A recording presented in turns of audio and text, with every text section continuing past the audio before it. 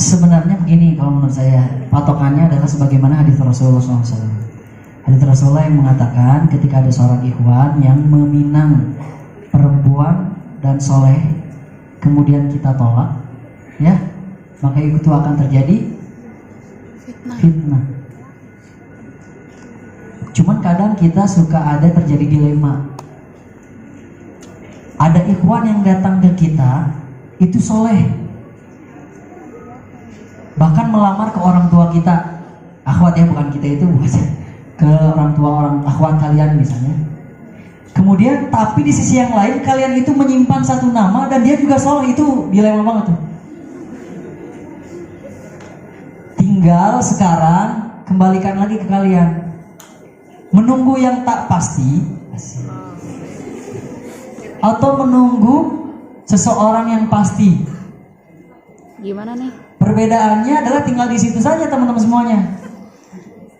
Atau kalau kalian masih mempertanyakan kepada seseorang yang di dalam nama tersebut ada, udah disimpan sama kalian, boleh aja pakai perantara, coba tanya dulu sebelum kamu menerima yang udah datang ya misalnya.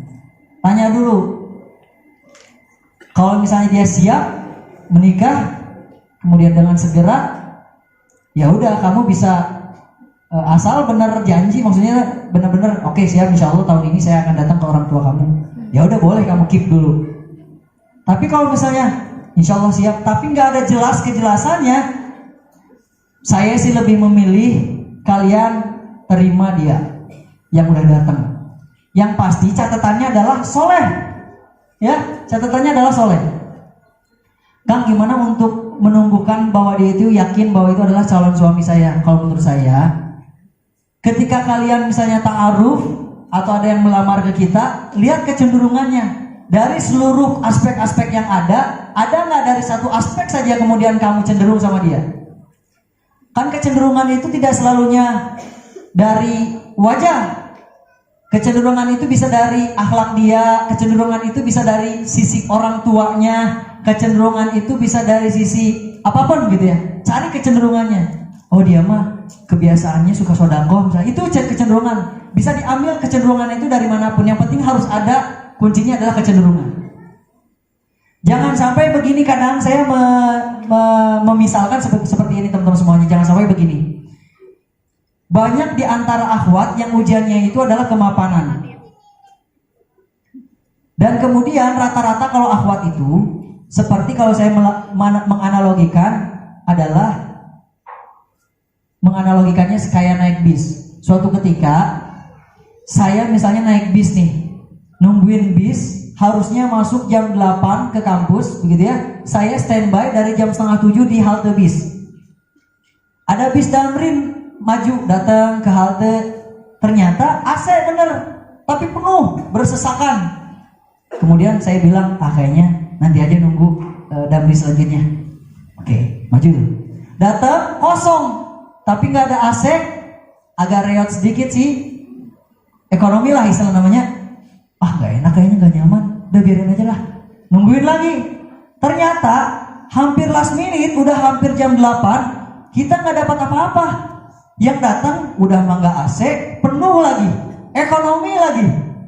Akhirnya kita naik yang ada seadanya aja. Jangan sampai seperti itu. Paham nggak? Harusnya kalau mau kalian naik dulu aja ke yang AC tadi, walaupun berjejalan. Nanti di tengah jalan ada yang turun, mulai kita bisa lengang berdirinya. Ada yang turun lagi, mulai kita udah duduk gitu ya. Walaupun agak dempet-dempetan, jadi pantat keharup sedikit gitu, tidak naon. Nanti lama-kelamaan ada yang turun lagi, nyaman, tambah nyaman, amat. Itulah rumah tangga. Jangan pengen yang perfect dulu, temenang-menang ketika last minute, usia nges 40 tahun, nges nu aya saayana, taulah kayak gitu. Iya kan? Nges dedek, karena orang dicokot, taulah gitu. Harusnya kita itu yang namanya ngebangun, sama kayak naik mobil bis tadi. Naik aja dulu, bismillahirrahmanirrahim, proses aja dulu. Kadang kita mah ya suka melihat dari ngelihat CV-nya aja, enggak tolak. Belum juga ta'aruf, ketemu sama Nazor, udah langsung kita tolak. Kadang kita begitu, merasa kepedean banget biasanya, kayak gitu. Ikhwan atau akhwat sama aja, kepedean, belum apa-apa udah ditolak duluan. Harusnya cobain aja dulu, ta'aruf ketemu. Kita kan baru tahu setelah kita ngobrol nanti didampingi oleh para guru ngaji kita atau perantara. Iya nggak? Can oge naon geus ditarola kurang begitu tah. Kekurangannya teh. Nah, itulah namanya rumah tangga. Dan untuk meyakinkan, maka kalau menurut saya cara untuk meyakinkan itu adalah tolak ukurnya Allah lagi, ya. Kalau memang dia itu soleh, baik, akhlaknya luar biasa, cari kecenderungannya. Jangan sampai begini, dia udah soleh tapi kita nggak ada kecenderungan ke dia, nah nggak boleh tuh. Oh ya udahlah, terserah. Maksudnya harus dicari dulu kecenderungan kamu, karena itu juga salah satu modal menurut saya. Wallahu a'lam. Ya, menambahkan ya Teh. Jadi yang pertama tadi sebenarnya memperkuat Kang Dodi saja. Yang pertama, ketika ada laki-laki, kalau bagi yang perempuan ya, ketika ada laki-laki yang mengajak untuk ta'aruf, pertama kali coba sebelum mengiyakan, apalagi ini kalau misalnya ngajak ta'arufnya bukan lewat ustazah atau bukan dari sosok yang kita benar-benar percaya ya. Kalau dari sosok ustazah kan mudah-mudahan dengan adanya ustazah itu beliau juga sudah menseleksi kan ya, sudah menseleksi. Kalau ada laki-laki yang mengajak, yang pertama kali coba cari tahu dulu. Cari tahu yang bukan langsung dengan sifatnya ta'aruf. Cari tahu dulu, cari tahu aja lewat sosial medianya. Cari tahu siapa sih sahabat-sahabat terdekatnya, itu nanti ketahuan. Orang sahabat-sahabat terdekatnya itu biasanya menggambarkan kira-kira dia orangnya seperti apa. Kalau dari mencari tahu yang sifatnya informasi secara umum ini, kira-kira Teteh ngerasa dia, balik lagi kriterianya sama yang seperti disampaikan Kang Dodi tadi, agamanya baik, akhlaknya mulia, berarti itu jadi modal awal bahwa kita yakin ini sesuai dengan sunnahnya Rasulullah, kita menerima yang baik agama dan mulia akhlaknya. Maju, iya, saya mau ta'aruf sama kamu, ada pendampingnya. Setelah ta'aruf cari tahu lagi, lebih mendalam tentang agamanya, tentang akhlaknya, dan yang jangan lupa dipikirkan itu bagaimana visi pernikahannya, menjalani hidupnya. Dan ini kadang-kadang bisa kelihatan dari hal yang konkret. Bagaimana si laki-laki tersebut, bukan jumlahnya, bukan gajinya, tapi bagaimana laki-laki tersebut memperoleh penghasilannya.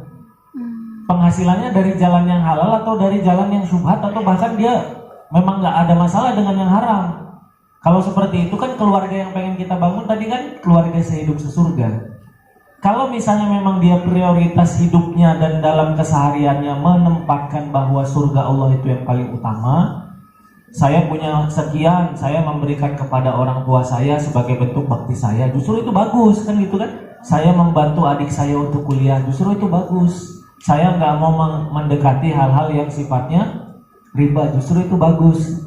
Nah, makin kuat. Nah, setelah kita mencari tahu, informasinya kita dapat bahwa agama dan akhlaknya baik, kita bermusyawarah. Musyawarah sama orang tua kita, musyawarah sama ustadz-ustazah kita, atau murabi-murabiah kita, atau orang yang kita percaya bahwa bisa memberikan masukan. Dan step terakhir adalah kita istikharah. Sama seperti Kang Dodi tadi menguatkan aja, kita minta pilihan terbaik sama Allah. Kalau ada sesuatu hal yang penting, sabda Rasulullah, yang engkau ingin memiliki kepentingan yang penting, maka sholat 2 rakaat, kemudian doa dengan doa istikharah. Ya Allah, engkau maha mengetahui, aku tidak mengetahui. Engkau maha berkuasa, aku tidak kuasa. Darimu datangnya karunia. Jika menurut engkau laki-laki ini disebut namanya siapa yang ta'aruf ini adalah baik bagiku, baik bagi dunia dan akhiratku, maka mudahkanlah dan jodohkanlah dan berkahilah. Kalau tidak baik, maka jauhkan aku darinya, jauhkan dia dariku, dan beri aku ganti yang lebih baik. Udah, kalau udah kayak gitu, hati tetap yakin. Tuh Kang Dodi kan tadi ceritanya kan, habis istikharah itu tetap diberikan kemudahan. Setelah istikharah itu kita bisa jadi diberikan kemudahan, diberikan informasi tambahan yang makin tetap hati. Atau nggak ada angin, nggak ada hujan, tiba-tiba makin yakin aja. Itu berarti jawaban istikharahnya yakin. Tapi nggak ada angin, nggak ada hujan, atau dapat informasi ternyata enggak, ya berarti jawaban istikharahnya bukan sama dia. Sehingga kita setelah melewati tahap-tahap itu, mudah-mudahan itulah yang terbaik sebagai usaha kita sebagai manusia kan tadi ya. Kita cari informasi tentang dirinya. Usaha terbaik kita sebagai manusia, kita diskusi dengan orang tua dan ustadz-ustadzah kita. Dan usaha terbaik kita sebagai hamba, kita mohon pilihan terbaik kepada Allah. Mudah-mudahan kalau udah menjalankan itu, insya Allah yang terbaik lah dari Allah Subhanahu wa Ta'ala. Amin. Yuk, mana dong?